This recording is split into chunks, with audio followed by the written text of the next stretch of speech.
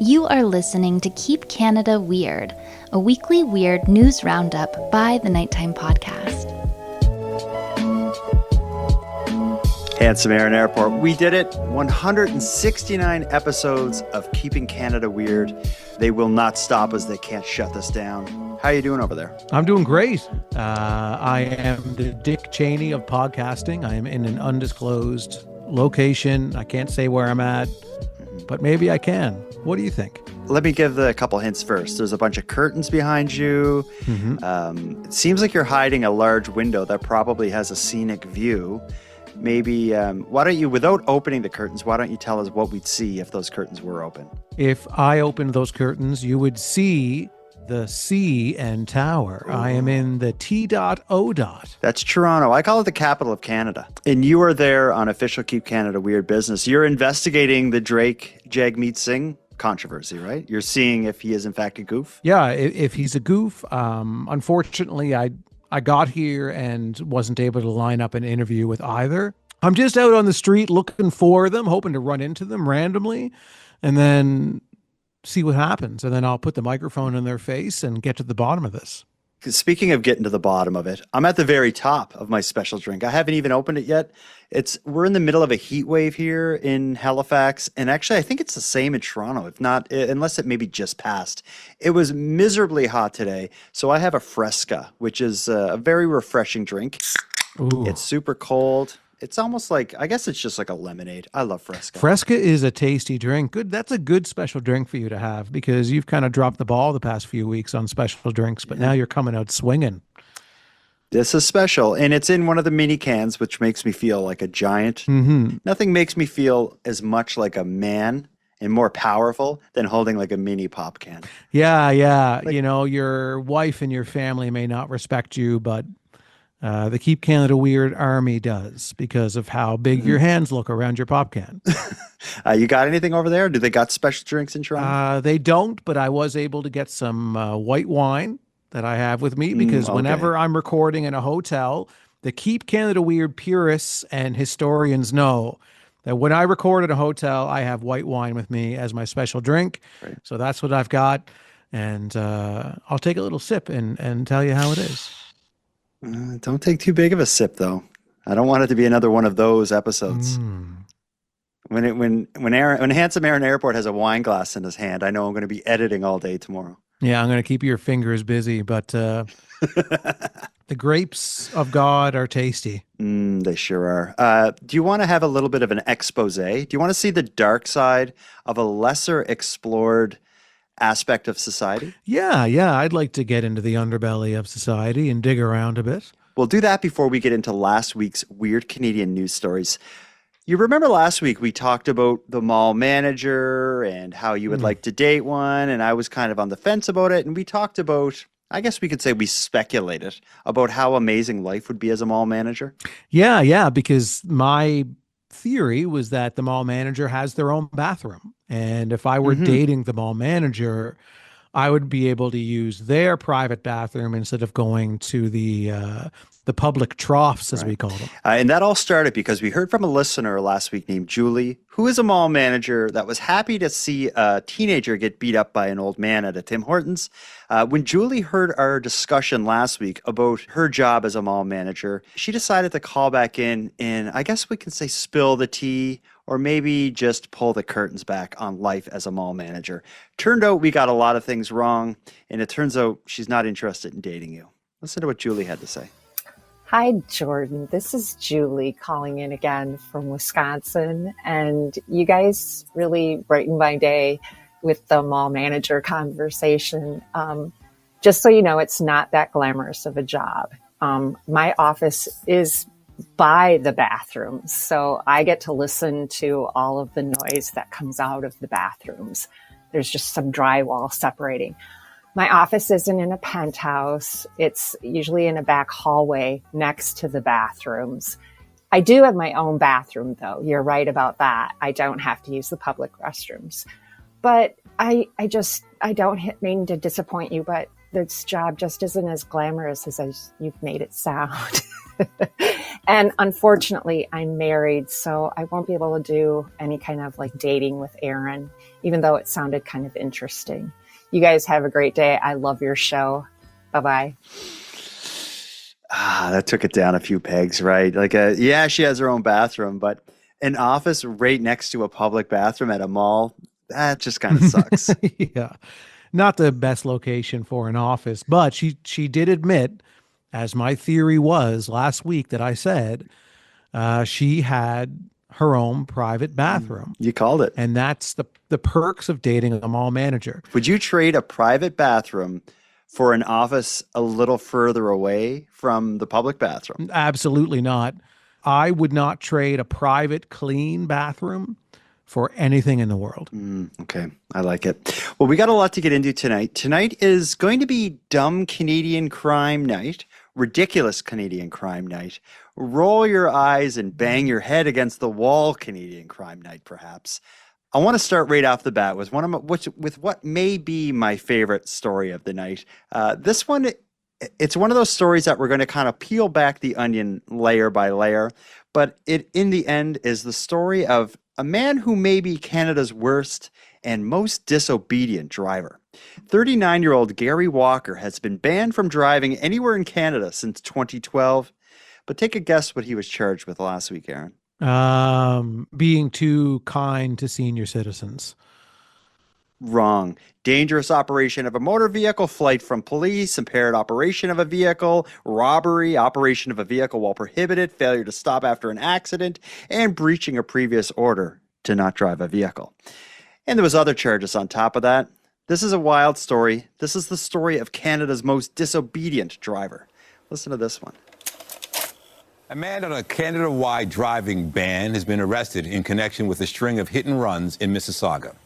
39-year-old Gary Walker is also facing impaired driving charges. He was arrested June 12th after police responded to reports of an erratic driver near Dixie and the QEW.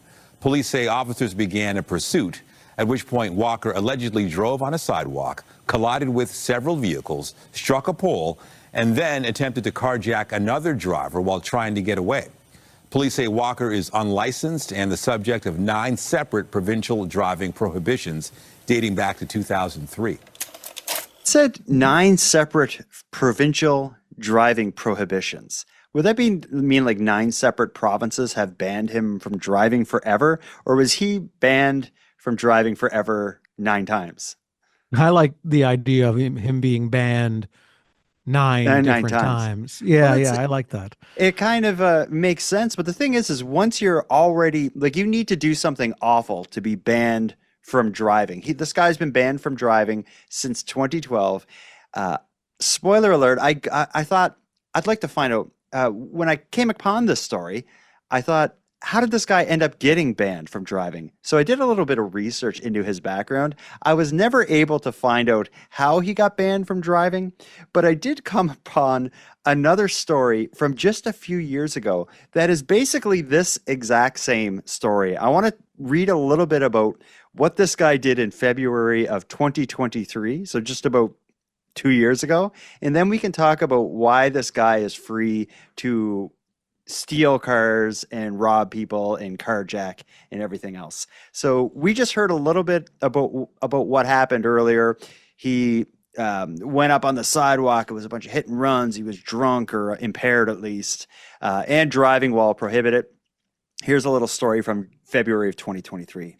Police in Milton, Ontario are searching for 2 suspects after a violent carjacking in a grocery store parking lot.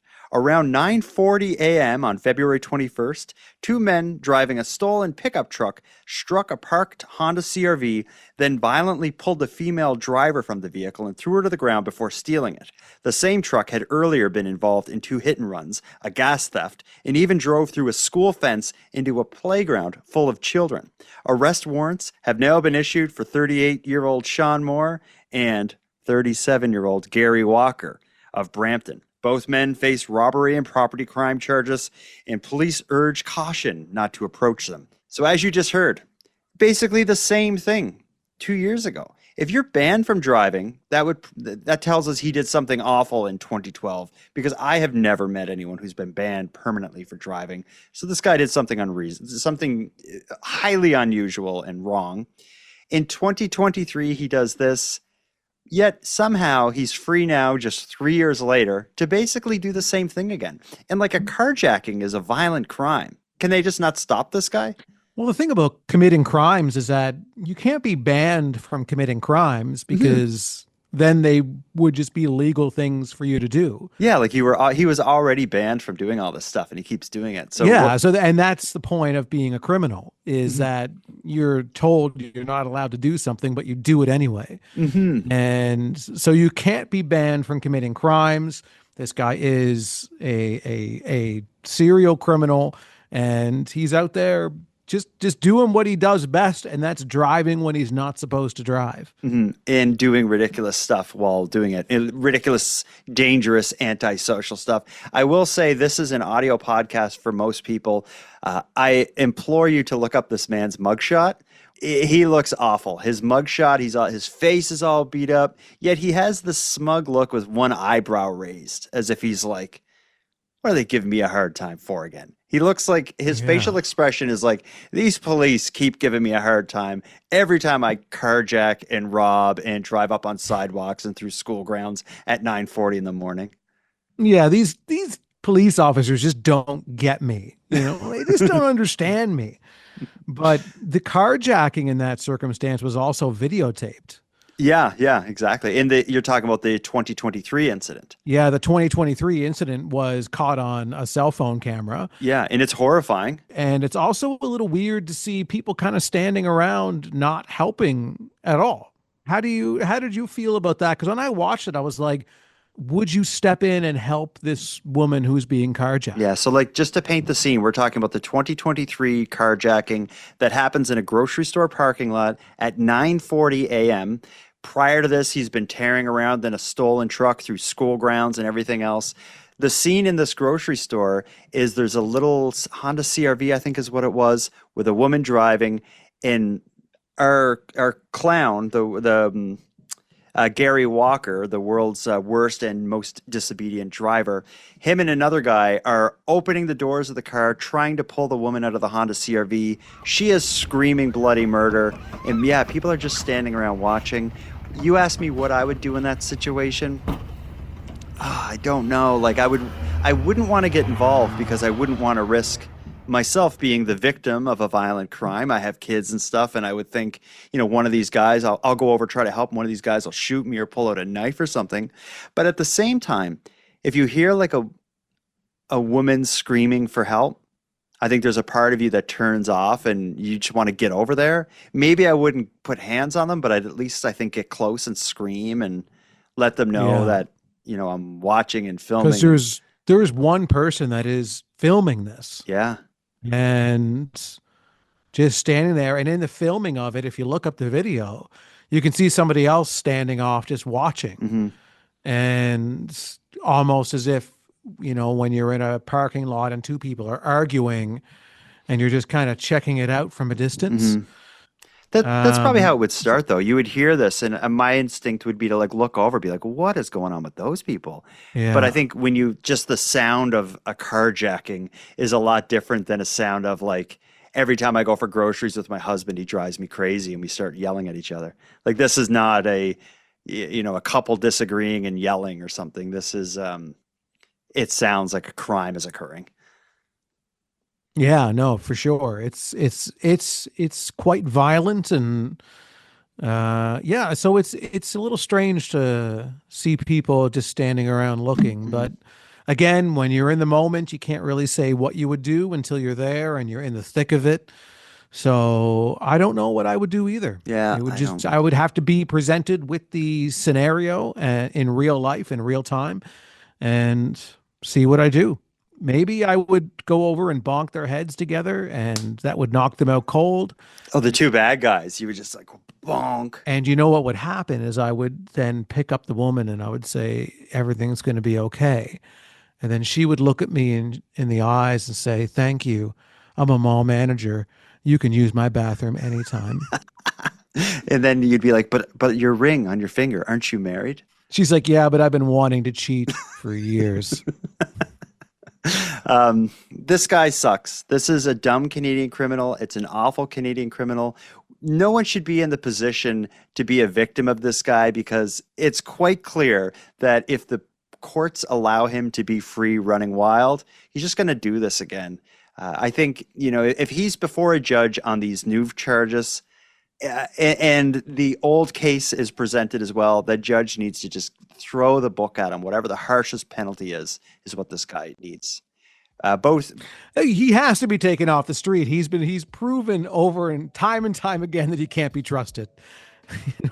It's enough at this point. Yeah. While we roll our eyes at the Canadian justice system, let's take our first ad break. When we get back, we have not one, but two more dumb Canadian crimes committed by dumb Canadian criminals. We'll get to them after this break. Handsome Air and Airport, I promised a duo of dumb Canadian crimes committed by dumb Canadian criminals. Would you rather hear about a crime involving an excavator or a crime involving a cemetery? Let's go excavator. Excavator it is. We've covered excavators involved in crimes quite a bit lately. If I recall correctly, we heard about a bunch of police cars that were messed up by heavy equipment, and we heard about robberies in Newfoundland committed, but with the assistance of excavators. Well, let's go to Ontario. Scarborough, Ontario is now home to one of the most over-the-top failed bank heists. Using a full-size excavator, a group of would-be bank robbers caused massive damage to a Scotiabank and the entire mall plaza that surrounded it. But despite nearly leveling the mini mall, they didn't get a cent. Here's the story of the excavator and the failed robbery. It was 2:45 a.m. when surveillance video captured an excavator moving towards the Scotiabank at 305 Port Union Road before crashing into it. Part of the building can be seen collapsing, debris falling everywhere. Undeterred, the suspect continues to damage the bank, the latest attempted theft of an automated teller machine in the GTA. The owner of the shopping plaza got a call around 3 a.m. and rushed over to see this. The damage is pretty bad and very disappointing to see the lengths that people go to try and steal some money. All day people stop by, I can't believe it, to see the destruction for themselves. I didn't think an excavator would be involved in this. Police are calling it a mischief investigation. No one was hurt, and the suspect fled the scene on foot.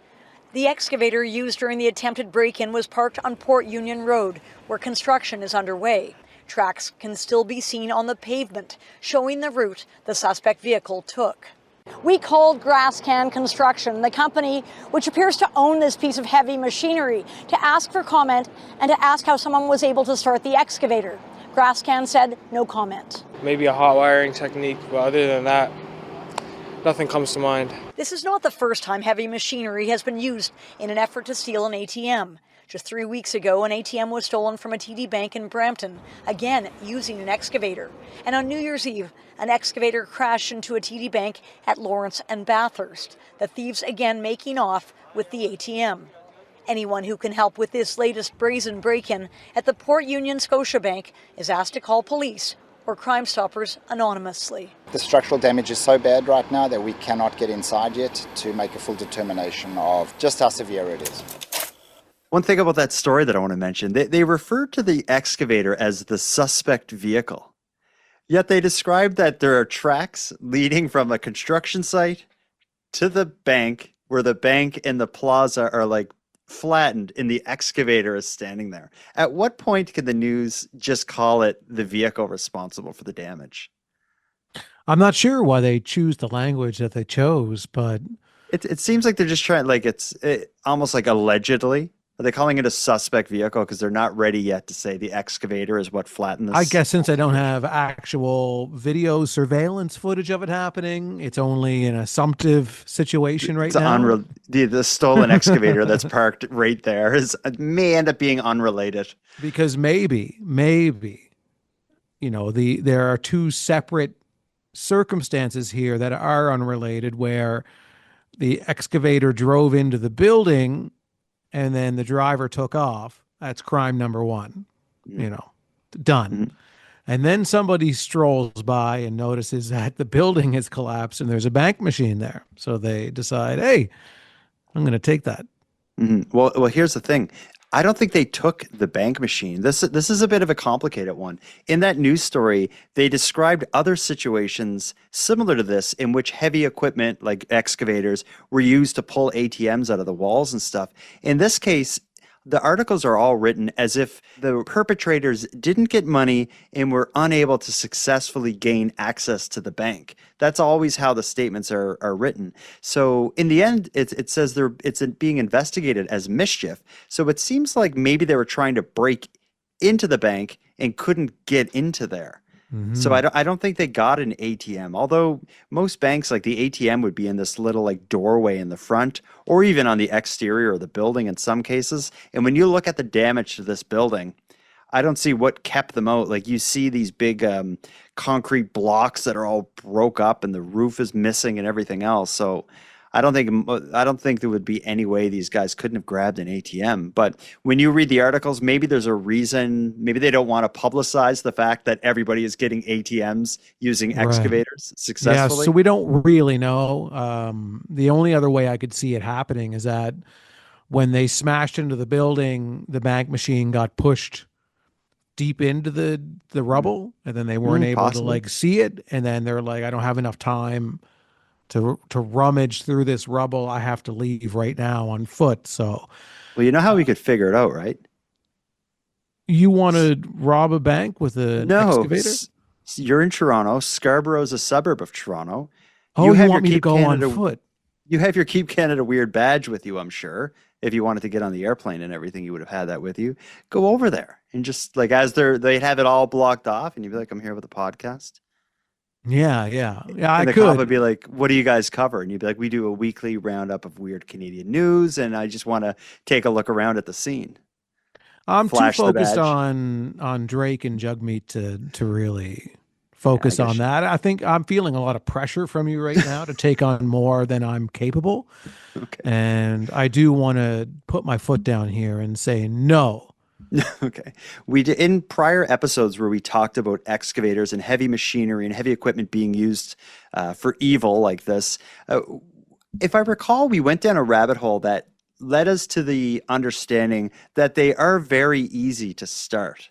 Like often because the keys are the same. Like for that model of excavator, you're going to have that key will work on any other of the same model. So, and I bet you a lot of workers just leave the key in there because there would be so many people like sharing it and stuff, you would think. Exactly.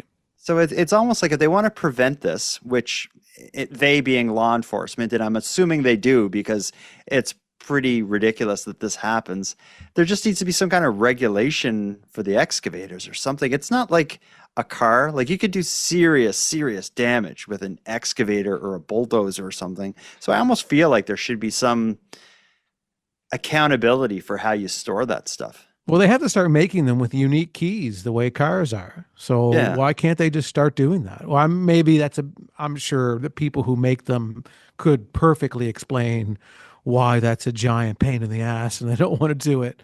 But that needs to be, because this is a few times we've talked about this on the show. So this is starting to happen. This might need a name, where we have the puberty problem, the animal uprising. We need to now possibly talk about giving the excavator situation its own branding. Well, we should brand it, but we should also have a listener out there who has any kind of knowledge of heavy equipment, or maybe a listener is married to someone who drives a bulldozer or an excavator. Ask them, how do thieves manage to start these things and drive them to banks and tear out the ATMs? Is it some elaborate hot wiring scheme like you would have seen in the movies in the 80s? Or is it as simple as Aaron and I think, and there's just keys laying around everywhere and they're all the same anyway? It's I think you can order copies of the keys. You can probably get them online in some capacity. Maybe, but I feel like a lot of these are crimes of opportunity. Like one of the crimes they discussed. Yeah, you're probably right. One of those events we heard described in that article was New Year's Eve.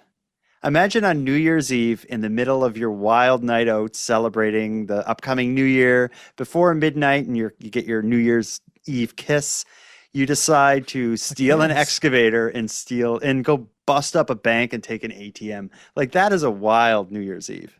But the thing is that if you are planning this ahead of time, New Year's Eve is a perfect time to plan to do it. That's because true. you know that they're not going to be working. Nobody's going to be on the site. You're able, if you did order the keys online ahead of time, of course, New Year's Eve is a great time to do it. It's almost the perfect crime. Yeah, we're planning one out right now, you and I, because we're coming up with great ideas. Yeah, it could be it can be like a live episode. We can record, we'll mic up and go. What I won't do, though, even for this podcast, is rob a graveyard, rob a cemetery.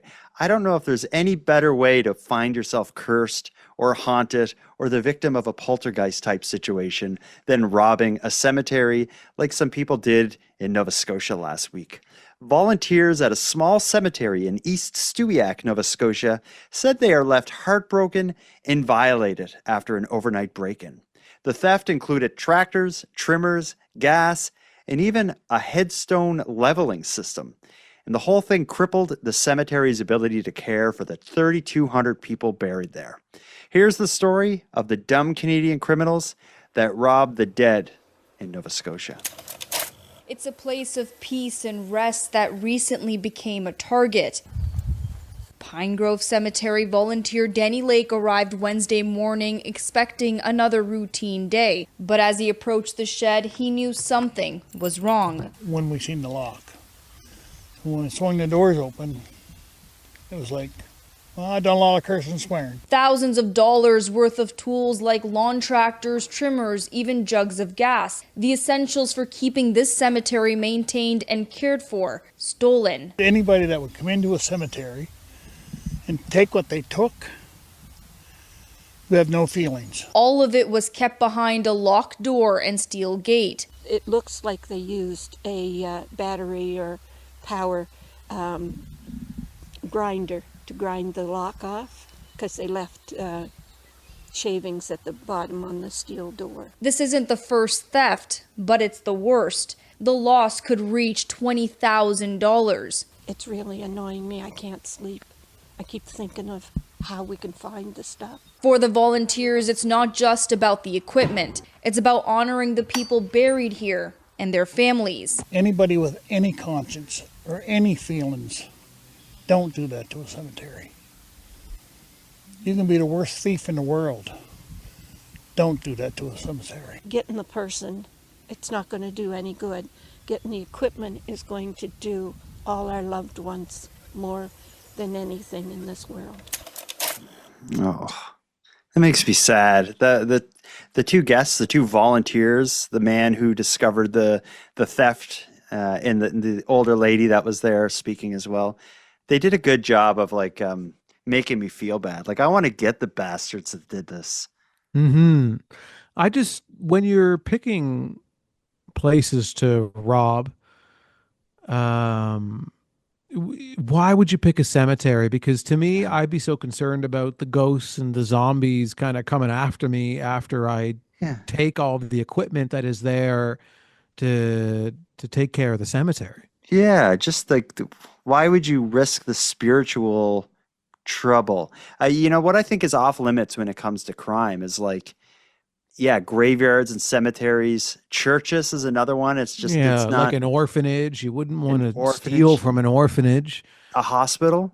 Yeah, a hospital. That's probably it. Those four places. A food bank. You wouldn't steal from the house of a host of a Canadian podcast about weird Canadian news. You wouldn't want to do that either. Yeah, like just if say they're in Toronto, their place is empty. It's like it wouldn't be worth it. Yeah. That's a very specific thing that you just said. Yeah. Well, these guys, in this case, I would never think that a graveyard would even have anything of value. Like, of course, they would have.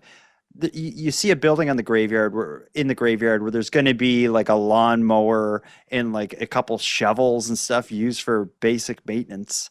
But I wouldn't think like, we can take that stuff. What kind of person would come up with that? You're basically like, I guess a grave robber, like the people who dig up the bodies to like take jewelry and stuff, that's definitely worse. But this is like, you're kind of rubbing elbows with the kind of people who dig up bodies and take jewelry from the dead. Yeah, it's too close for comfort for me. Not that I support any crime of any type, but if you've decided, no matter what anybody says, I am going to steal something, I would strongly recommend staying away from a graveyard. And because just the karma, the spirits have a way of finding themselves weaving into your life and causing chaos, and just stay away. Karma will get these pricks. I don't think this was said in the video, but in the written article that goes more in depth to the financial aspect of this graveyard, which is run entirely by volunteers in a small town in Nova Scotia, they're owed about $20,000, and the whole thing's uninsured. I would have thought a graveyard would have had insurance on this stuff, but maybe just because it's like a small kind of volunteer run graveyard. Mm-hmm. But that's 20 grand uninsured. How are they going to get that stuff replaced? Like that's a lot of money to be owed. And I'm thinking that that's the kind of business, like if you're in the grave cemetery business, there's probably a low kind of profit margin on what you're making anyway. And like any money spent on landscaping and stuff is just kind of like money out of your pocket. I can't imagine there's a lot of money in this. To take 20 grand, come on, these pricks. It bugs me. You've said the P word a couple of times tonight. So doing an episode fully on dumb Canadian crimes, I think is affecting you in a way that I'm concerned about. Well, what can we do? How can we help these people? These people? Well, we're drawing attention to the issue. Okay. So I would suggest anyone who's looking to donate money can donate some money to this volunteer cemetery and get them some new equipment. Yeah, and if anyone has any info on this, who knows? Maybe someone out there does. I would love these people to get busted. And the volunteers who run the graveyard are offering a $1,500 reward for any information leading to... It seems like they don't want the suspects. They don't want these people arrested. They just want their stuff back. I'm more like, let's get the people. Like, because these are nasty people, in the words of Trump. Well, the people who volunteer at this graveyard, all they care about is the graveyard functionally running. So I don't think that they care either way if the person gets caught or not. I think they just want to make sure that the graveyard is taken care of. That's fair. So either way, let's get them their equipment, whether it's purchased brand new or returned to them from the thief. Well, they're offering for the thieves, they being the graveyard, is offering the thieves to just drop the stuff off, no questions asked, and we're good.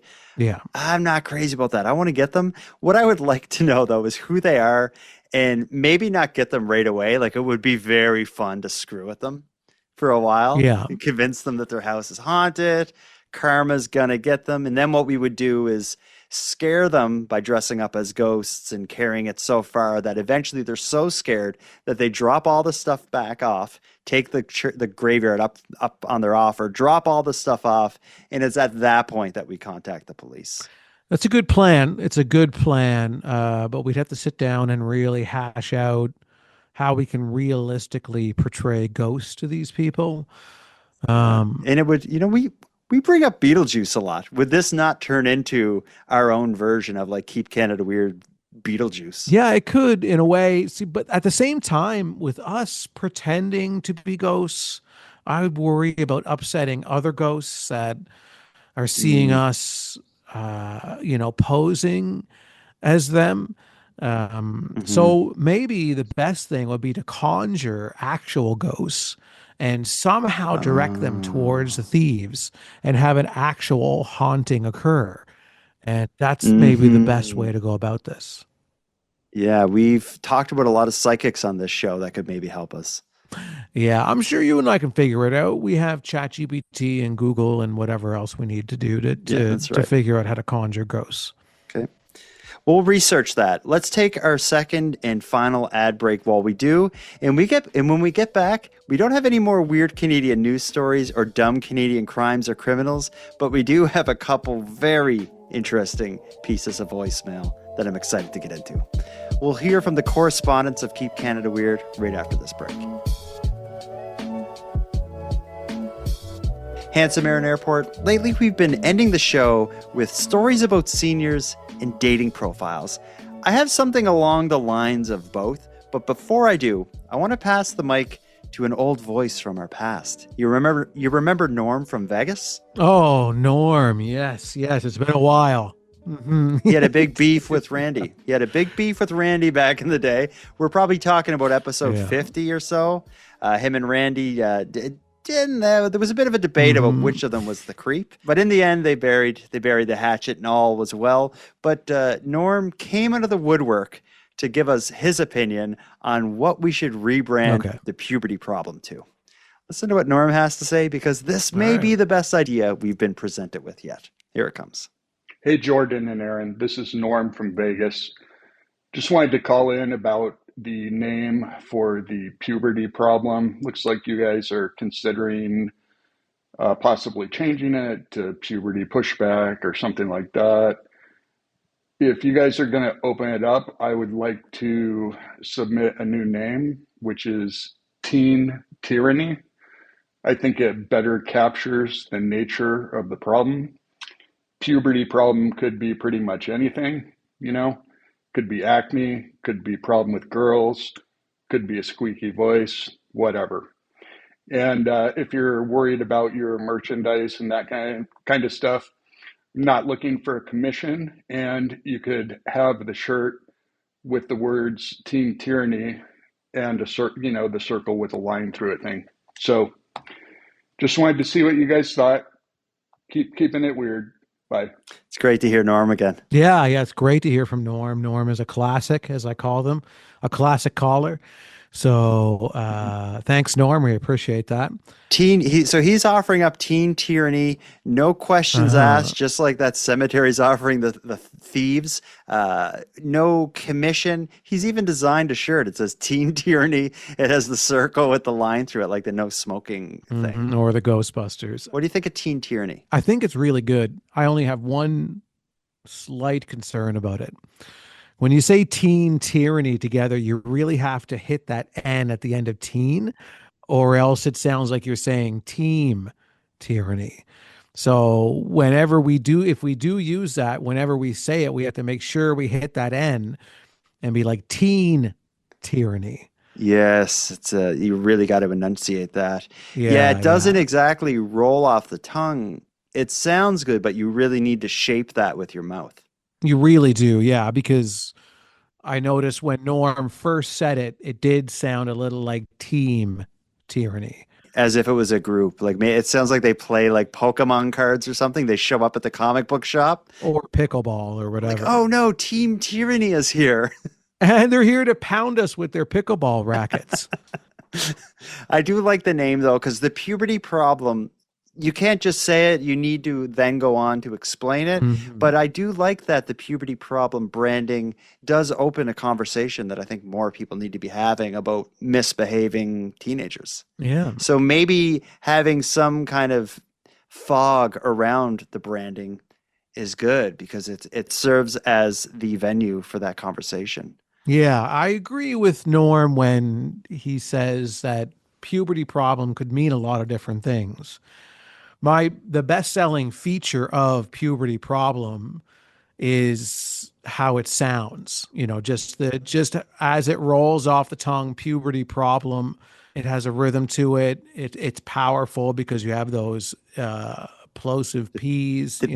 And the B too, like puberty problem. Puberty problem. Yeah, no, it really packs a punch. But I understand the concerns of it, so that's why we're taking this whole thing very seriously, and taking Norm's suggestion very seriously, and taking it under consideration as well. Yeah, we will. We will think about absolutely. it. Yeah, we'll do some mock-ups of the shirt design, and we'll see how they look. Mm-hmm. I agree. Something else we take very seriously around here on Keep Canada Weird is stories about our beloved senior citizens. I have a voicemail here from Stacy. if you trace this whole thing back, Stacy is the wonderful lady in Dartmouth, Nova Scotia, who first sent us in the first seniors eating ice cream story we aired on this show. Stacy's calling in again, and I think she wants to encourage us to take it to the next level.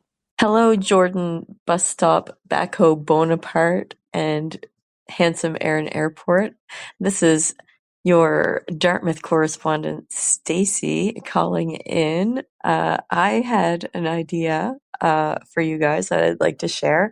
I am the Stacy of the Loving Seniors Eating Ice Cream topic, and I feel like every week we get a story about seniors loving ice cream or just seniors living their life. And why not on, like, let's say there's a National Seniors Day. Why not on that week? Do you not do an entire segment on what people enjoy about seniors? And I think that would be really cute. I love you guys. As always, thanks for the content, and bye. Her idea is an episode along the lines of Entirely Tires, devoted entirely to the many gray-haired angels and warriors out there that we call senior citizens. She pitched the idea of, like, what do people like about seniors? Maybe that's an idea, but I just thought, like, I thought you and I doing an episode with seniors would be more interesting. Oh, like we have a senior on the show. We could interview them, and I'll tell you, I have access to seniors. My grandmother lives in a I think senior's interviewing home. them is not the way to go. I think just giving them an ice cream cone and just watching them eat it. Yeah, it'd be like a silent episode. Well, we can comment like, "Oh, you got a drip coming down there," or "Oh, good, good circulation with the tongue. Work it, work it." Like that. Yeah, I love it. Wait, stop. Or whatever you want to say, whatever I want to say, or there's a lot of good ideas there, but I think an Entirely Seniors episode is a given. It's coming this summer, Stacy. Yeah, I agree 100%. Yeah, we definitely need to do that. What will we call it? That's another. I think Entirely Seniors. And it's an episode entirely about seniors. So that becomes the branding then for an episode about one thing. Right. So Entirely Tires, Entirely Seniors, Entirely Excavator Crimes, Entirely Teen Tyranny, Entirely Puberty Problems. Yeah. We'll see. Okay. We'll see about that one. But I don't want to try to play with that yet. But yeah, Stacy, I agree 100% that's going to happen. I'm going to talk to my grandmother. I have a 92-ish year old grandmother who's living in a senior's home, surrounded by seniors. They all go down at like 6 o'clock to sit at the tables and have coffee and muffins and stuff.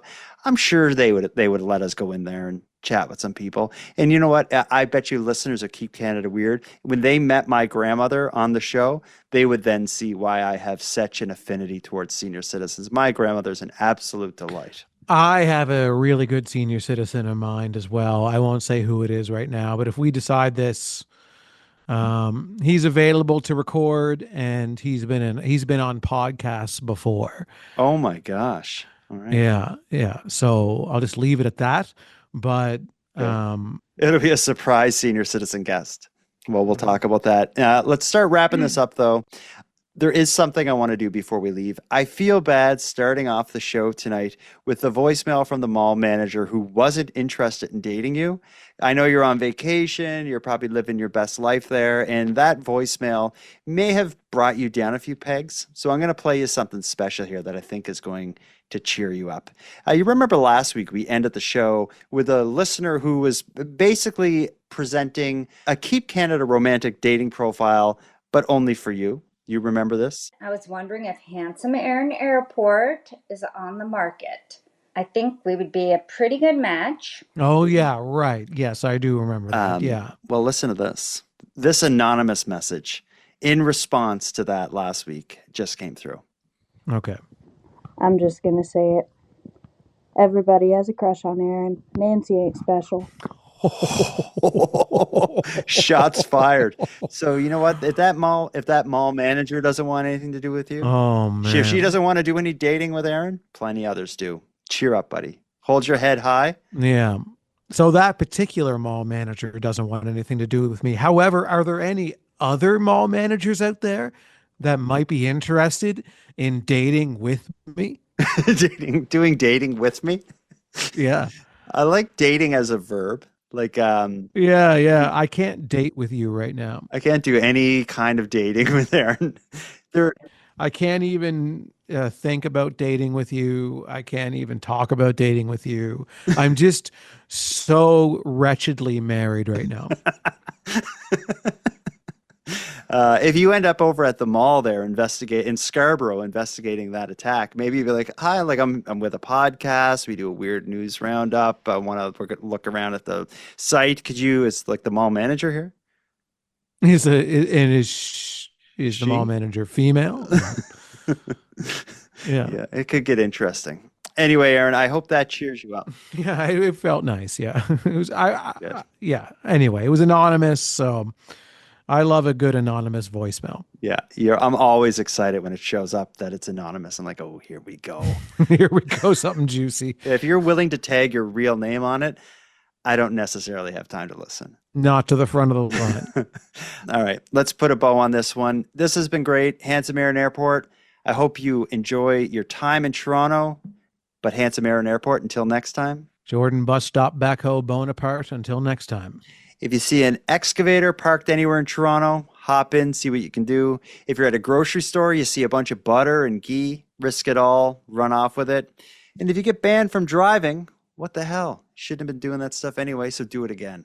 Yeah, and Jordan, until next time, I may be in Toronto right now, but I'll always, when I close my eyes, be with you, keeping Canada weird.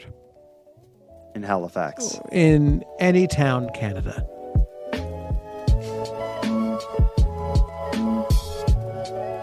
I want to thank you for helping Aaron and I fulfill our mission to keep Canada weird. If you've got a news story from your area that you'd like to share with us, or have any thoughts or theories or opinions on anything we discussed tonight, we'd love to hear from you. You can contact us by using the voice recorder that can be found at nighttimepodcast.com/contact. And on that topic, I want to give a big thank you to this episode's correspondents. If your voice message was aired tonight, you can email me your address. My email is nighttimepodcast@gmail.com, and I'll get a Keep Canada Weird badge and swag pack sent out to you. I just ask that you wear the badge proudly and responsibly. Next, a big thanks goes out to Aaron for another great night, Nicole for the intro and outro voiceovers, and Monty Data for the outro version of O Canada.